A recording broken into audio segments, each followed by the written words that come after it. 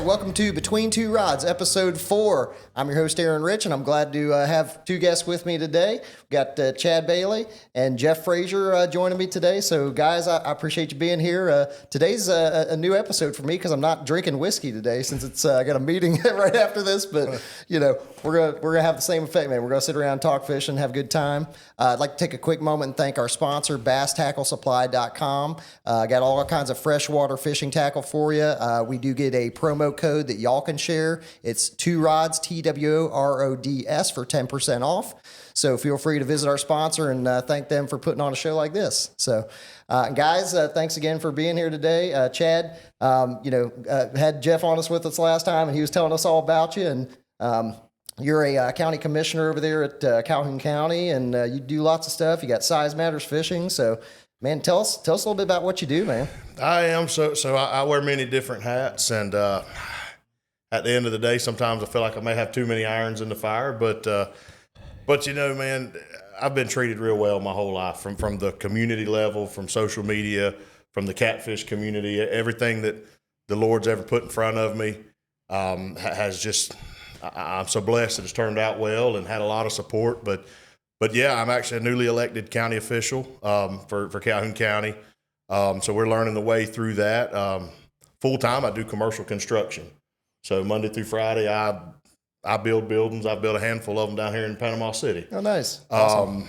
But I do that. And once upon a time, I even had a catfish guide service. So I was a guide for a few years. And even before that, I worked 10 years with the Florida Department of Corrections. Nice. So I've worn many hats in a short period of my life. Yeah, sounds like it. But ultimately now, like I said, I do construction, and I got the the county commissioner gig, which is pretty interesting. But at the end of the day, this social media thing is really neat to be able to share these experiences, being on the water, and really to give back to the youth. That's a big thing that we do, with these events. So. Yeah, and I watched some of your stuff too, and it looks like you got your kids out there doing stuff, and I think your son was driving the boat in one of them I watched, and that's a lot of fun, man. I think we shared this on a previous podcast. I think to me, fishing is awesome when I get to go do it.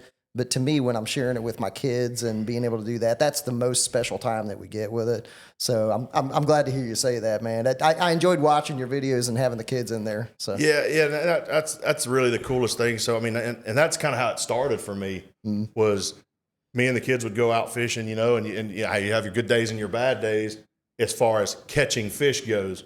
But they were all just magical days for us, because we got to spend that time together. But then when you had those good days, it was constantly people, man, where'd you catch some fish at? How'd you do that? How y'all caught a big fish? How did you do that? So it was like I got to where I was almost overwhelmed in every day having to send all these messages and phone calls to tell people, wow, man, we went down here and we fished by this stump, or we did this, the river was rising, this and that. And then my son was really just a couple years old, and he was like, let's just film. Yeah. Just record it, Dad. And we started recording, and I mean, the rest is history, and it's going well. I mean, and that's great stuff for the kids to see too as they get older too, because it's these shared memories that y'all are having, and then when they get older, they're going to have that to go back to and remember, man. And it's different than just a memory. Like they'll be able to go back and watch those things, and so I think it's really cool that you're able to share that with them. Yeah, absolutely. I mean, it is. It's the coolest thing, and of course, and I have a 9-year-old and an 11-year-old. And to my 9-year-old, which is my son, you would think he's a movie star. Yeah. I mean, he tells all of his buddies, hey, we got apparel, we got ApexPredatorOutfitters.com. You can get our merch. He's got all the elementary kids wearing Size Matters fishing shirts. Absolutely. And all of his kids on his baseball team, every time I've coached him for years.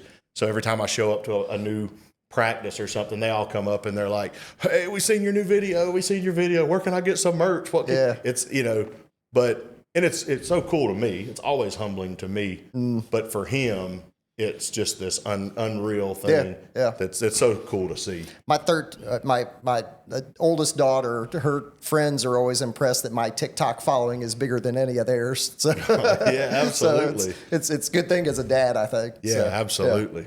Awesome. Absolutely. Well, very cool. Well, I'd like to talk to you about the Florida River Fest in just a second, ask some questions about that and the tournament that you're putting on. But I do want to say hey to Jeff. Glad you have you join us again today, Jeff. I appreciate it. Appreciate it. I think we had a good time last time, and you certainly struck a nerve with the Catfish community on TikTok. Unintentionally, but yes. It's part of it, man. Everybody's got opinions. That's the thing about fishing is you have your way of doing it, and somebody else definitely has their way of doing it, and you're not always going to agree. Even though some things may lend themselves to catching more fish and bigger fish, but whatever, they're going to argue their point regardless. So. Exactly. Yep, for sure. Well, glad to have you on, man. I appreciate it. I'd like to say just one thing to echo what Chad said and a little bit of what you said. To anyone out there who is questioning starting a YouTube channel, the main reason I started a YouTube channel is because my mom and dad have both passed away, and pictures, videos, like that stuff is gone. If you were to just do that and set everything as private, that'll last forever. Yep. You know what I'm saying? Yep. So I would definitely encourage anybody to do that. So it's a great thing, man. You think about all these things as fathers, man, and all these things that we want to say to our kids, and through the day, man, I have things that go through my mind that I want to say to them, and then if I don't get it written down or recorded or something, that thought is gone, man. Yeah. And so years ago, I started writing my kids emails, and I created email accounts for them and started sending them letters, basically, because there's going to be a point where I'm going to have all these things that we went through when I was raising them that I can't remember Exactly. like vividly like I did then. And so I started doing that. So this kind of stuff where we're sharing these stories and, talking about lessons learned and, hardships that we go through, man, that's the stuff that fathers are doing for kids, man. So Exactly. I love talking about it and doing these things. So Yeah, absolutely. And that shows you, how the times have changed too, and my aunt passed away probably, it was in 2018, and I often I won't delete the text messages. And when I was a kid, there wasn't a text message. Yeah, you know what I mean. But you hear people like keeping a voicemail for so long. Right. I have voicemails from her, and I have text messages from her. Yeah. That I can look at. It's heartwarming. So it is cool. Same thing to know that with my kids, that those conversations that we have and those exchanges we have on video, are always going to be there. Yeah, it matters. That's pretty cool. I did the same thing. I got a voicemail on my phone from my grandma before she passed, man. Yeah. So I'll probably never delete that thing. Yeah, I hope it absolutely. stays there forever. So Yeah, it's cool. yeah, it's awesome, man. Well, very cool. Well, man, I appreciate what you're doing for the community over there in Calhoun County, man. Will you tell me a little bit about Florida River Fest, and then tell me a little bit about more about your tournament that you're doing too? Because Jeff and I were talking about it last time, and we said, man, we got to get Chad on to talk about it. Yeah. So to sum up the Florida River Fest, so it's ran by the Calhoun County Community Foundation, and that's a group of people from Calhoun County that foundation actually got started after Hurricane Michael. Obviously, you guys are very familiar with Hurricane Michael, and it was absolutely devastating to Calhoun County. We thrive off of the timber industry and whatnot, and it tore down every tree we had. It ruined and changed. Really, it changed life the way we know it. So afterwards, the Calhoun County Community Foundation started. And the goal was just to kind of raise money to help the community, help the people in need, and to have it to be able to give back through events or to, go paint a bathroom at the local park or something, just to give back to the community. And in looking for fundraisers and things to do, the Florida River Fest was born. So they've took this thing in the first year, and I obviously I wouldn't say quote me on these numbers, but these are going to be rough numbers. But the first year they decided they were going to do it at the Calhoun County Airport. It was kind of a dream, see how it went. And there was a couple hundred people out there, I would imagine, and a handful of vendors. It was like a cool little event. And the next year they moved and they said, well, we're going to upgrade. We're going to go to the Bluntstown High School football field. And that was the first year there that I think everybody really seen like the potential of what this event is, because we have Goat Day, which is a pioneer style. This is a little bit more modern, with updated stuff at it. But that first year, there was 500 or 600 people there, and then the next year, we kind of joined in with the Catfish tournament, and it was over 1,000 people. And then last year, it was 2,000 or 3,000 people, and Awesome. so this thing has this growing every year, and this is either year 4 or 5. Yeah. But it's the second year doing it at the Bluntstown River Landing, which is Neil Landing. Neil Landing. Yep. And it's a beautiful venue down there that's never really been taken advantage of. We've never had events down there, just the way it used to be laid out. There's never been events. And Miss Jamie, which is the founder of the community foundation, she kind of had this vision of, doing it down there with the river in the background and, these big stages up and multiple stages and singers here. And it's the moment this one shuts off, you go to this stage and it's just back to back to keep the action going. Yeah, cool. And last year, a few hundred vendors and thousands of people. And this year, I think, I know there's over 100 vendors again. So it's Saturday, February the 22nd. February 22nd. I think it starts at 10 o'clock a.m. and goes through 6 o'clock. There's all kinds of there's probably concerts going on. 15 or 20 different singers on multiple stages. So it's literally whatever kind of music it is you want, you can find it there. There's a pile of vendors. There's a lot of stuff for the kids to do. Inflatables. So eating mud pies and stuff like that. Mud pie competition is such a big thing for them.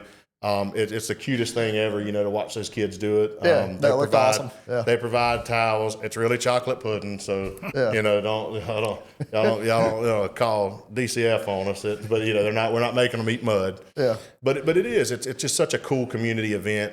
It's a really safe area. You feel comfortable with your kids being out there for sure. and being able to run around. Things are very reasonably priced. There's 10 or 15 food vendors there with food trucks. Most of them are just local food trucks that come out. Yeah. And there's horse rides and this and that, and some great. really good music. And there's a big catfish tournament right in the middle of it. Yeah, for sure. No, I mean, it sounds like a great community event and definitely something kid friendly and something that families should check out. I do want to talk to you about the catfish tournament because Jeff was piquing my interest last time on it, and it seems like a great tournament and for a great cause, and but Jeff, you're doing it next time, aren't you? This coming one? I haven't fished in any because I set up with Chad. You know what I'm saying? Him, and then he's got a friend, Jim, who kind of try to tackle anything that comes up. Well, because his boat will be out there on display. So Size Matters Fishing will have a display. There'll be, how many gallons is that tank? So we have a 700 gallon. So there'll be a 700-gallon tank out there, aquarium, that's going to have... At the beginning of the day, it'll have some brim. It'll have some catfish. We're going to catch some to make sure it does. But all the fish caught in the tournament will get put into there, and the kids love that. I mean, there'll be some 35, 40-pounders in there. Nice. You know what I'm saying? So we're kind of set up. So I haven't fished it. That's just because everybody listening, I'm not fishing it, so somebody else has a chance to win. Because if I was fishing it, absolutely. so Catch a giant with my dead bait. I mean, and you know what? If the river's low, here we go. If the river is low, there's probably not enough water in there to cover the fish's back that I would catch. So got to give everybody a chance. Yep, for sure. Yeah, that's true. That's true. We do. We have our own stage. So we kind of have we have our own isolated area for Size Matters Fishing, and we do. So Jeff will actually be there with Apex Predator Outfitters. He'll have a pretty good display of all of his stuff, shirts, hats. You can get your Size Matter stuff there. You can get Tackle 22 stuff there, and Apex Predator Outfitter who have a good selection of stuff there. We will have the live fish aquarium, which is the biggest hit every year. I mean, from 10 o'clock in the morning to 6 o'clock when they shut us down, at all times. That tank is an 8-foot diameter tank, and there'll be 20 kids around it on their knees with their hands in there touching those fish and getting pictures. So what kind of fish will be in there that the kids will be able to check out? So it depends on what we catch, in the days leading up to it. However, typically I think on the average year we'll have a few catfish in there. We'll have some brim, some bass, some. Last year we had a gar. Yeah, we had a couple of gar. Yeah. In there, which is really cool. That's a big draw for the kids, because it's this prehistoric looking. I mean, obviously most of your viewers would know what a gar is, but it's something that's a wow factor to those kids. Yeah. And of course they love a largemouth bass. Everybody does. So that's typically what you can look for in there. Cool. The tank that we have was actually donated to us by IFAS, the University of Florida Ag Extension Office program. Yeah. They bought that tank for us last year to upgrade because we had a 100-gallon or a 200-gallon tank. Yeah. So they upgraded us to that big tank. We run fresh water in it. Yeah. And Gulf State Chemical out of Bluntstown donates us an oxygen bottle every year to be able to pump pure oxygen in there. Yeah, very cool. On those fish. So it's a Man, I would imagine the kids really love cool, that. man. Yeah. It's like being at Bass Pro Shop, standing in front of that tank all day yeah, long. it is. Yeah. You know, the only difference is like you can get down there and touch these fish. Yeah. Which is super cool. Maybe I should come by. I know how to balance a bass on the palm of my hand, like with its tail like that. I got a video I'll have to show you of us doing that. I did it in Mexico. The guy taught me how to do it. One of my guides down there, which is really cool. But then when we went peacock bass fishing in Brazil, I did it with a peacock bass too. And the thing just sits there like a sea in your hand. It's amazing. Well, it sounds like you need to make plans. To Yeah, come no, up I there, do. I do come need up to there come, and set man. up with us. Yeah. I mean, we got room for you. Yeah, we'd have some fun, man, for sure. Well, you know, and that being said, if you got the upper hand on helping us catch a few bass to display, that'd be cool too. And you know, and the cool thing about it is, at the end of the day, we take really good care of the fish. You know, and if we see a fish stressing, we remove them from the tank and we'll go ahead and release them. We try to keep that on, and that's the whole point of keeping the pure oxygen in there on them. And it is funny, and the locals will absolutely come by, and Jeff can attest to this. They'll put money on the table and say, I want that big shell. Here's $10 for that big shell cracker. We had a giant shell cracker in there last year. Yeah. And he was I could have sold him for $50 if I'd wanted to. Somebody was licking their chops, man. Absolutely. Yeah, that was dinner. But every fish that's caught, unless you have a fish that's foul hooked or didn't do well, you know, and every now and then you do have a casualty. Yeah. That's, you know, unfortunate part of the tournament fishing. Yep. But we release all the fish right back into the Apalachicola River. And it's a big part of conservation. You know, we just, you know, I look at those kids in that fish tank, you know, and we don't want to rob that river. So we release all those fish, and it's really cool. It's so important to take care of things like that. And we talked about that before, Jeff, that, you know, like, especially as I've gone on in years, I feel like conservation to me is so much more important than when I started, because I felt like I would keep fish every now and then. And now I just want to make it so they last, and so that my kids come along later and they have good fisheries that they can fish, man. Because I know how much I love it, and I don't want to take away from that for other people, man. And you know, we got to take care of the environment we live in, and when we do, you know, we get to keep doing the things that we love doing. Yeah, absolutely. And as I said, at the end of the day, you know, our fish, they have to be weighed in alive. And like I said, every now and then you have a fish that just was going to struggle, you know, but for the most part, they all get released back into the river, and it's really cool. It's a really big draw at the end of the day, because most of the crowd that comes to watch that weigh in, all those kids go down there, and we let the kids help load the fish up. We put them in a side-by-side tank and then move them down there to the river, and all those kids go down there and help watch those, you know, push those fish out and weigh them back out there and let them swim away. So it's a really cool thing, but it's cool because, like, in the University of Florida, the IFAS, they do such a good job of helping us preach that conservation. You know, sure. Well, so it's a cool draw. Tell them about what happens leading up to the tournament, the boats, the parade. Okay, yeah. So the fishermen. So what we're going to do this year is we will actually. So the tournament is Saturday during the day. So on Friday night we'll have a captain's meeting. It's actually going to be at Idle Hour Southern Grill, which is a little bar and grill in Calhoun County. We're going to do, and they actually have a musician coming up that night in a car show there. So we're kind of piggybacking off of that. But Friday night, February 21st, every boat that's going to register will come do the captain's meeting the night before from 6 to 8, come up, have dinner with us, hang out, meet the fishermen. After that, they're all going to leave. Some of them will go get a good night's sleep. A lot of them are going to go onto the river because they're going to go out there and want to catch fresh bait. They're allowed to go ahead and launch, and they can go out and catch a fresh bait. They're going to go catch gizzard shad, skipjack, live brim, you name it. They're going to go out there and catch their bait throughout the night. Then the tournament starts Saturday morning from 5 o'clock. They can have lines in the water at 5 o'clock Central Time, and they have 9 hours to fish up until 2 o'clock p.m. At 2 o'clock, they have to have lines out of the water, and they have to be lined up at the River Fest. They're going to, you know, we're going to have the baseball team that does the traffic detail, but the boats will get to line up at the front gate of the River Fest.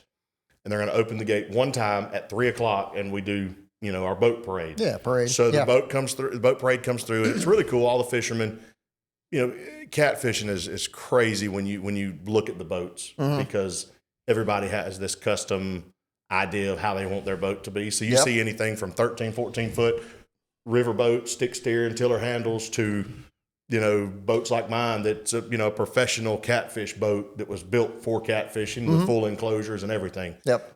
But they'll come through, have their rods set up, have their lights and stuff on and blinking, and they'll be throwing stuff out. It's literally just like a parade. Yep. And we drive through, and they kind of circle through the crowd one time, and then they come back and they'll start doing their weigh in. And it's a very professionally ran drive-through weigh in. We try our best to really showcase each fisherman. So are you doing different species, or is it catfish only? So it's it's catfish only. It'll be a 3-fish bag limit.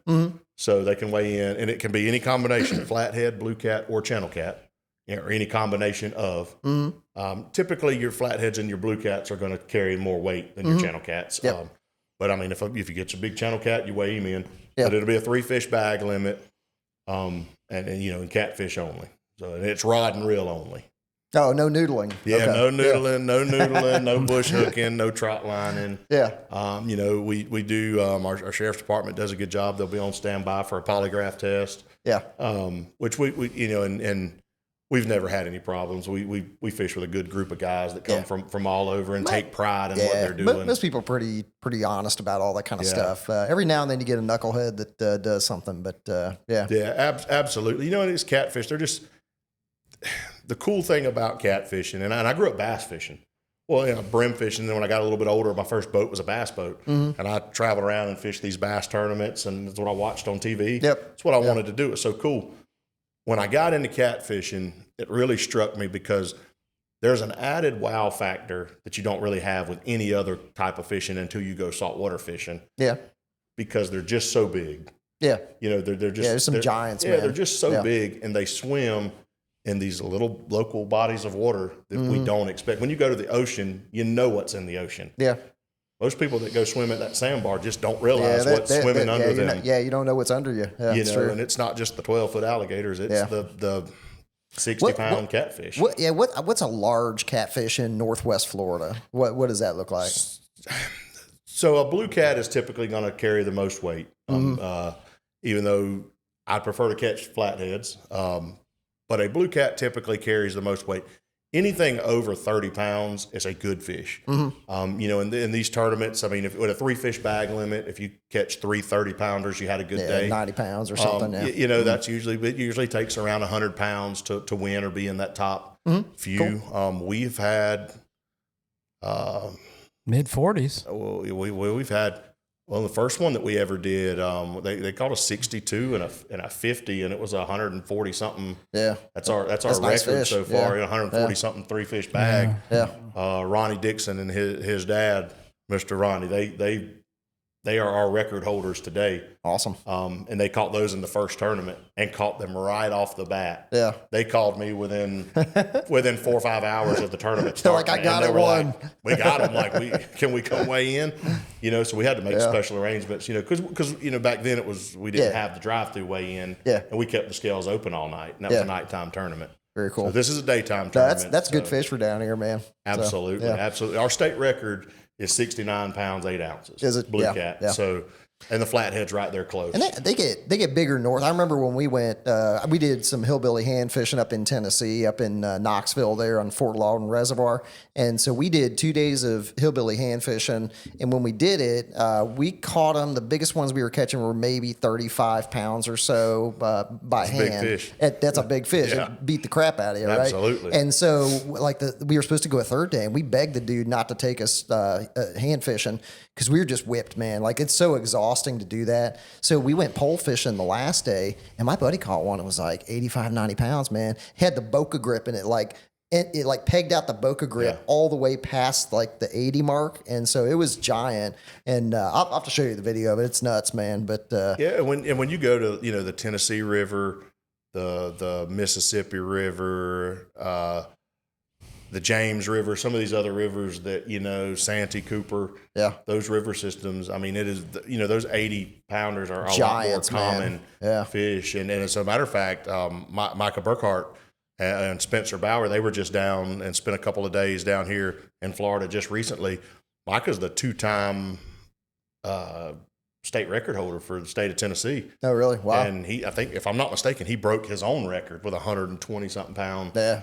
blue cat. That's just a giant monster of fish, man. It really is. It really is. There's a wow factor to that. Oh, yeah. And we fished a tournament on Decatur one time, and these guys come in, one of the first boats to come in, and they literally had twin 93-pound fish.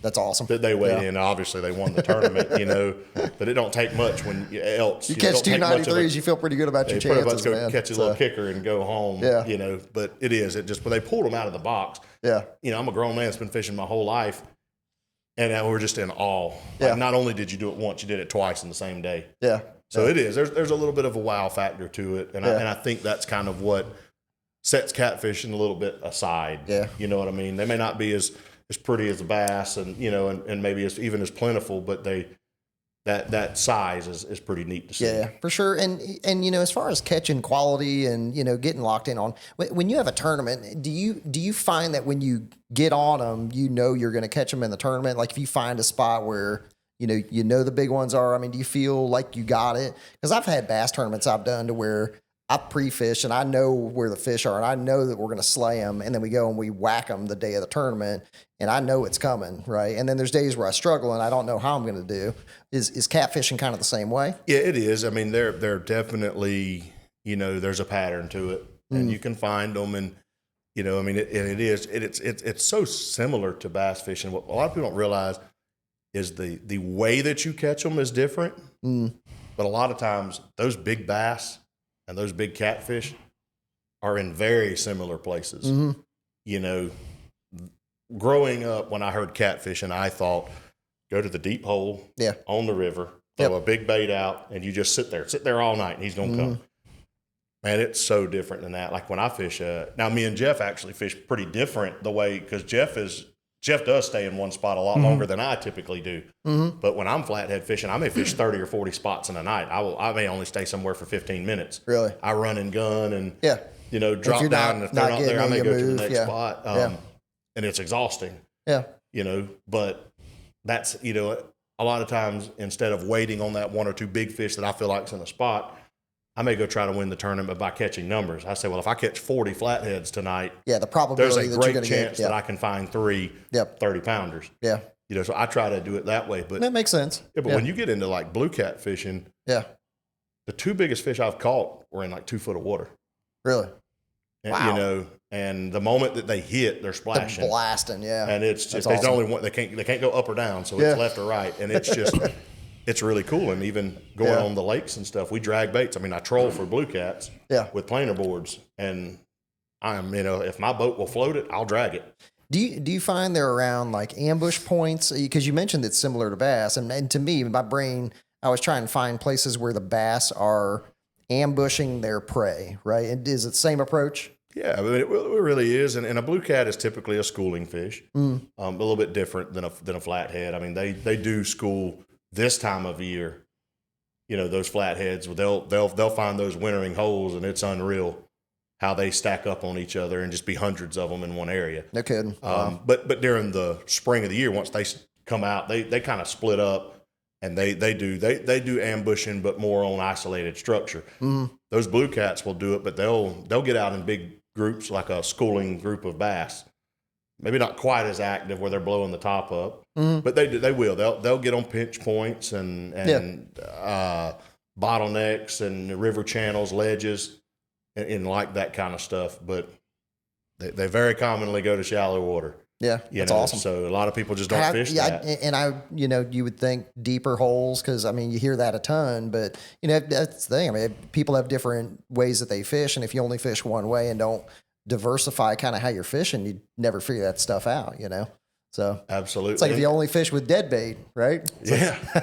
Well, and the first time that I ever went drifting, for catfish, my buddy was out there, and he was like, oh, well, we just need to pull the anchor up and we're just going to go with the wind. Yeah. And, we're going to cover some ground. And I was like, that's stupid. You got to anchor down and let them come to you. Yeah. And I, now if I'm blue cat fishing, unless I'm fishing on the river, I want to move. I want to be traveling. I want my bait to be moving. I mean, we go to the Mississippi River and, bump down the river at a couple of mile an hour, So it's about covering ground, and they are. I mean, they will bite just like a bass would bite and ambush their prey. It really is. Blue catfishing is it's a whole different animal. Yeah. But when you learn how to do it, it's exciting. Yeah. It really is. Yeah. Sounds awesome. Do you, we got into a big discussion last time about, live bait versus dead bait. You got opinions on catching big catfish? I mean, do you see tendencies there that you pick up on? Absolutely. Yeah. So if I'm blue catfishing, I want either a skipjack or a gizzard shad. I want something out of the shad family or the herring family. Mm-hmm. And I'm going to use it dead. I'm going to use it chunked up and cut up. That's what I like when I'm blue catfishing.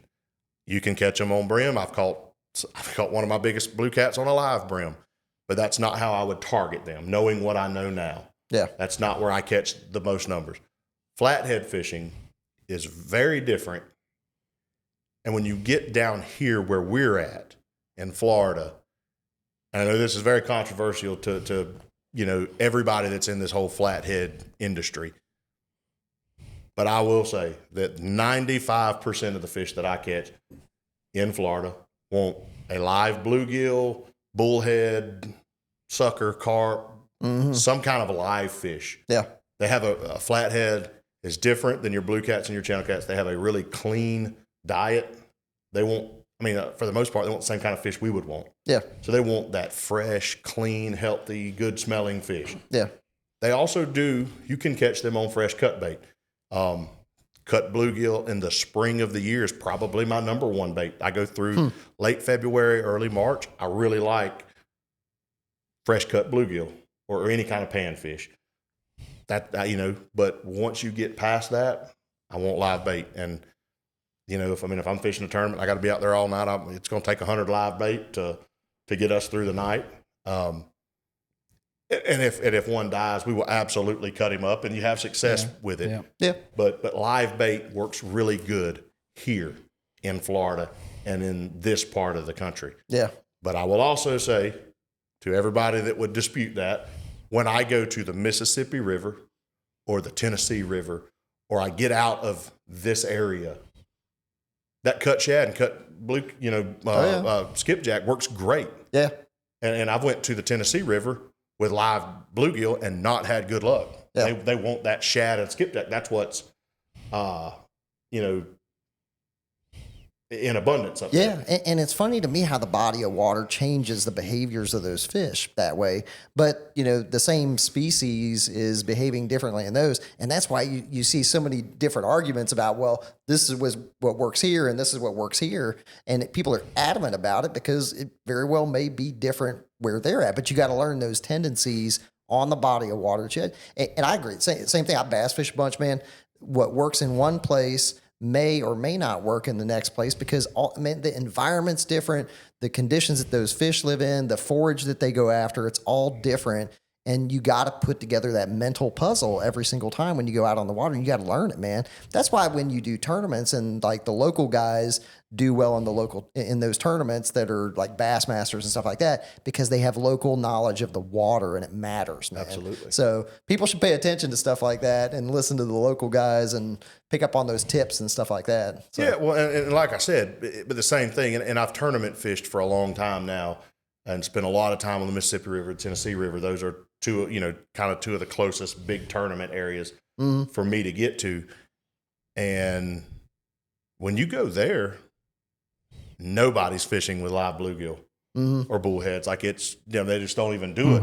But now you can go to the east and go to the Altamaha River, and they fish it the same way they fish the Apalachicola River. Yeah. Live bluegill. That's what everybody wants. So it is. It's really weird, how that works. But I'm a firm believer, as long as you get out there and you're trying and you're putting bait in the water, you got a good chance to catch them. Man, we've been able to do different trips around the world and fish different styles of things. Man, we've done tuna and catfish and bass and salmon and all kinds of stuff. And what has always been cool to me is being able to learn from those different types of fish and those different techniques that we've learned in different places and apply some of those skills in things that you wouldn't think to do it, right? So things when I'm bass fishing or, if I'm catching, something that's deep sea, a technique or a rigging thing, that works in that capacity, man. There's so many different ways to catch a fish, man. Creativity in that plays a role into it, and you always got to have an open mind, in my opinion, to how you catch fish. So you just said the key word right there with the open mind. Yeah. And I'll give you a quick story on the Mississippi River. So fish a tournament every year that George Young hosts, and Bill Dance is always there because it's in Memphis, Tennessee, and it's the Mississippi River Monsters. I fished it for many, many years. I did not fish it this past year. It's one of the first years that I didn't get to attend. But on the Mississippi River, you do what they call bumping. Mm-hmm. You know, and a lot of people don't know what bumping is. And in the catfish world, I mean, you either love it or you hate it. So first year that we went up there was probably 7, 8 years ago, 10 years ago. I went up there with this mindset that I was going to drive up and down the river, find a big treetop, and I was going to drop a live brim down. That was what I knew how to do. So that was my goal. Well, I went up there and I realized there ain't no treetops sitting out on the Mississippi River. Mm-hmm. That river's absolutely huge, and it's about like fishing the ocean. Yeah. Except it's flowing 5 to 15 mile an hour. Yeah. Depending on where you're at, if you're, in a certain bend. So like we went up there and I had these big 8-ounce no rolls the first year. And I was like, that'll sink anything. And people around here, they're like, oh, that's a really big weight. Well, we went up there and threw them out, and in 30 foot of water, they're floating on the top of the water. Wouldn't even remotely go down. Yeah. And those guys were like, oh, if you're anchor fishing, you're going to need a 24 to a 32 ounce weight. Yeah. And I was like, that's crazy. My rod won't even hold that. I can't throw that, nuts. You know? Yeah. Well, so then they're like, well, you're going to have to bump out here. So then I started, and bumping is basically where you set your trolling motor up the river. And, you just try to cut the speed of the current in half. So if it's going 2 mile an hour, you try to cut it to 1 mile an hour. Mm-hmm. And you're facing up the river, but you're going backwards down the river. Yeah. And you got one rod in your hand, and you're just kind of bumping that bait up and down over those rocks. And you can do it from 20 foot to 120 foot. So I tried that for 3 years. 3 years I went down there, and I tried bumping. In 3 years, I got my tail absolutely handed to me in this tournament. We never even went and fished. No kidding. Never even caught fish during the tournaments, and could barely catch them, So did you figure out how to do it? Is there a certain technique to it? I was up there for my 4th year, and I was talking to the Massengale brothers, who's, if you know catfishing, you know the Massengale brothers. And I got to talking to them one day, and I was telling them what I was doing, and they were kind of confused. They're like, man, it sounds like you're doing everything right. Just got to keep, maybe you're in the wrong place, this and that. And I even showed them I pulled out my phone and I showed them. I was like, we went right here. And they're like, ugh, you should have caught fish there. Mm. And I was like, what am I doing wrong? And then one of them told me, they said, man, here's what you need to do. He said, right now, you've got your boat going up the river too fast. So it's cutting your speed and you're moving down the river too slow. They said, back off that trolling motor a little bit, which is going to let you go with the current even faster. So by slowing your trolling motor down, you actually start going faster down the river. Mm-hmm. Yeah, I got you. And as you do that, they said, it's going to be a more natural. Well, the next day we went out there, and it was a tournament day. Whacking them. Yeah. And we caught fish. I think we caught 8 or 10 fish that first day. No kidding. Just by speeding up. Yeah. And ever since then, I love it. That's awesome. I love it. Yeah. And I go up there and you can catch 20, 30, 40 fish a day. Yeah. And it's so action-packed. But I was going too slow. Yeah. So it was like once I got that out of my head. Little difference, man. Well, it was like when I got that out of my head that I had to move really slow and methodically down there. And it was kind of like you just kind of get out there and you cut loose and you just start going. Yeah. We started catching fish. Yeah. And now, obviously, then I got into a habit a few years later where I wanted to go too fast. Yeah. So then I had to slow it back down. Yeah. But now I found that happy medium and I've learned how to read it. But that was it. I mean, that was all the difference in the world, and I would have never thought that. That's cool. I wouldn't think to catfish that way, but it makes sense. So I do a lot of flipping and pitching on the Apalachicola River, and so I'd fish the same way. I don't call it bumping, but I'm backing down with the current, and it controls the boat. I keep the boat at the distance I want away from the bank, and I can flip and pitch into shallow areas there and hit my spots real good and control it. And so that's a great thing to think about with catfishing that I hadn't thought about fishing that way. So that's cool you mentioned that. So yeah, it's just completely different, and like I said, years of going up there, and I seen the guys doing it, and I was like, that's stupid. Y'all are dumb.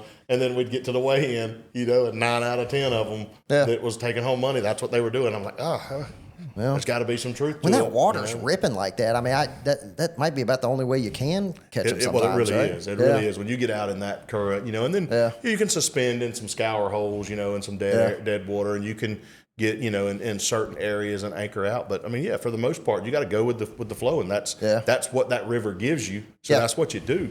We've been down to Venice a couple different times, man, and really that water does go so fast that to fish the main channels and stuff like that. I mean, I can't even imagine getting in on some of that. But we fished a little bit for like redfish and trout down in Venice, and that's a wild place. I don't know if you've ever been, but it's nuts down that way.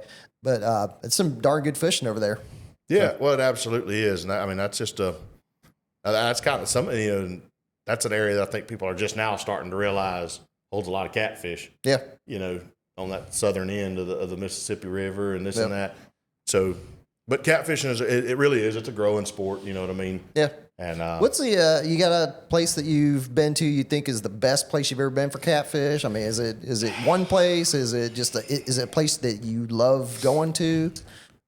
So if you'd asked me that 5 years ago, I'd have told you the Tennessee River. And I still do. I really like Lake Wheeler, Lake Wilson, Guntersville. Those are really cool places to fish. Oh, yeah. I've had some really good times on Santee Cooper. That's a cool system. I have never fished the James River, but that's probably James River, Kerr Lake is probably this is one of the biggest kept secrets. I mean, it's not. It's where the record come from, but overall, like if I had to go spend a week somewhere, it would be the Mississippi River, and it would be from West Helena, somewhere around there down to Vicksburg. Yeah. It would be somewhere, on that stretch of the river. I just think there's an abundance of big fish there. Yeah. And they're I'm not going to say they're easy to catch, but you can have really, really good days out there. You got a chance to catch a giant. Yeah. And if you have a little bit of knowledge of how to bump, you can find them. Yeah. Very cool. It's a really, really cool stretch of the river. And the coolest part about that area is like that whole stretch of the Mississippi River, it really is like this old school place with a lot of Civil War history up and down those banks and all these old, Civil War towns. It just has so much cool history in them, and the river banks are littered with casinos and whatnot, which is obviously really, a cool draw. But it's just the sightseeing that you see out there. It's just kind of, it takes you back in time. And it was just some of that stuff has been preserved really cool. And those are really neat little cities to go visit. That is awesome, man. When you get to travel around and see different places fishing, I love learning about the towns and seeing how people live and learn about the history of it, man. That was something when we started doing trips, I never really appreciated it in the beginning, but now I do. To me, it's more about that than some of the fishing experiences too, man. The people we meet and the places that we get to see and the experiences we get into, that's so much more meaningful than I ever thought it would be when I started doing travel trips and all that. So have you ever been to Santee Cooper, like around Black's Fish Camp or any of that? Nope. Oh man, like that's a really cool place because when you get there, you're fishing. Yeah. Like that is a fishing town. It's not even much of a town. I mean, you got to go a ways to get back into town. But like around that Black's Fish Camp and all on that canal or river, whatever they consider it, that connects those two big lakes on Santee. When you get out there, your mindset changes and you're like, we're here to fish. Yeah. Like we ain't doing nothing else. Yeah. Like we're here to fish. That's awesome. A really cool place to go visit. Yeah, I'll check that out, man. Yeah, man. That definitely needs to be on the list for sure. Yeah. So, it's a cool place. Yeah. No, it's man, I tell you, when you get out away from technology, and it's funny we're here doing a podcast talking about it, but when you get away from technology and you can unplug, man, that's living, man. Like getting out on the water and disconnecting from the world and fishing for a couple hours. That's to me what it feels like to be alive, man. So, whether you're catfishing or bass fishing or salmon fishing or whatever, dude, just get out there, and that's to me what this is all about. So, yeah. And I would say like if, to your viewers, if you ever have a chance to actually travel somewhere and fish that is away from your home or hunt, whatever it is that you do, I hunt a lot, but I have a hunting lease that borders my property. So I can go sit in my deer stand in the evening. I can get off really late at 4:00 and run down there and still hunt. So there's a convenience to it. But on the same hand, on a Saturday morning, I can get up and go hunt.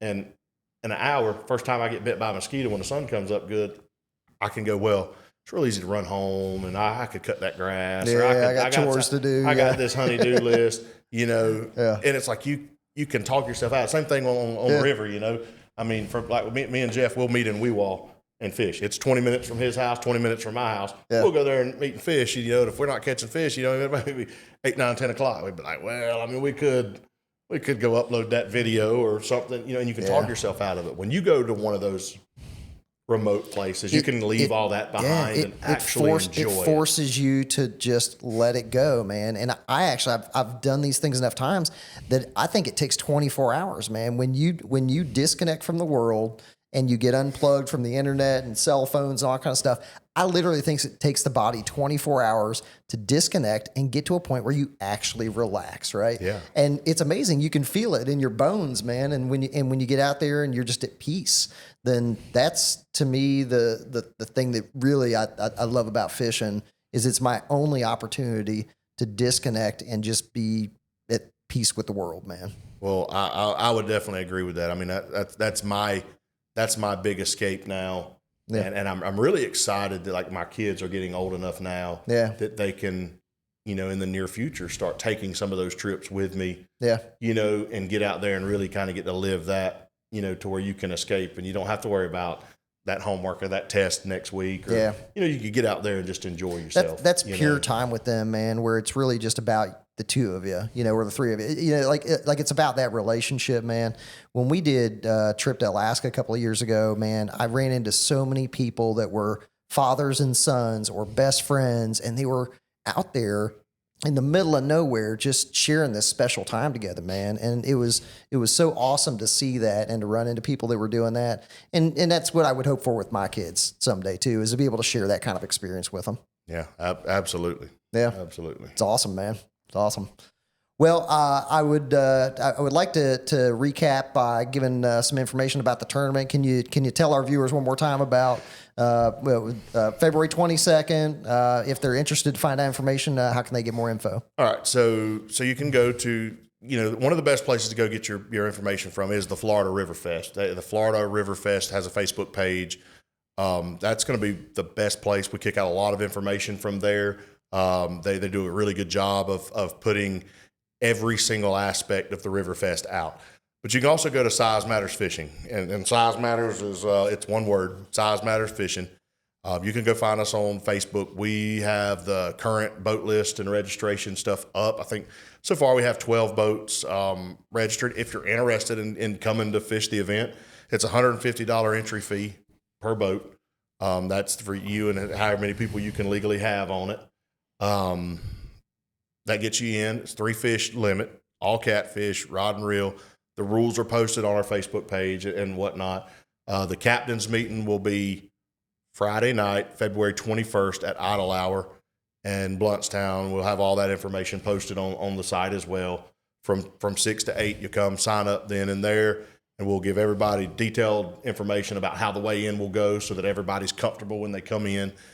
We actually have a good friend of mine, DJ Shamrock, is actually going to be there at the weigh-in, and all of the music everywhere else stops during our weigh-in. They cut everything off for 1 hour at 3 o'clock for us to do our weigh-in. He's going to be there spinning music during the weigh-in. Cool. So it's really cool. It'll keep it upbeat. You can do all your shopping all there. But if you're interested in fishing this tournament, and even if you have the boat but you've never really been catfishing or something, send me a message on the Size Matters Fishing page. I'd be glad to walk people through it. I mean, every year we tend to end up helping people with bait, tackle, whatever it is. We'll give you any tips that we can. I don't fish my own tournament. If I handle the money, I don't want to fish it. So myself, Jeff, Jim Fields, there'll be a lot of us there that you can get in contact with on the Size Matters Fishing page to help you, give you some tips and pointers if you're interested in trying. Awesome. Yeah, the event sounds like a great event, kid-friendly event, and for people that are interested in catfish and music, man, you guys got a ton of stuff going on. So definitely, y'all check out the content that you got on your page. Jeff, you as well, man. You got some hilarious stuff that you do online. So y'all follow these guys online and appreciate their content because they got some really great stuff. So Guys, I appreciate y'all being here today. We'll go ahead and get wrapped up for today. I would like to thank our sponsor again, BassTackleSupply.com.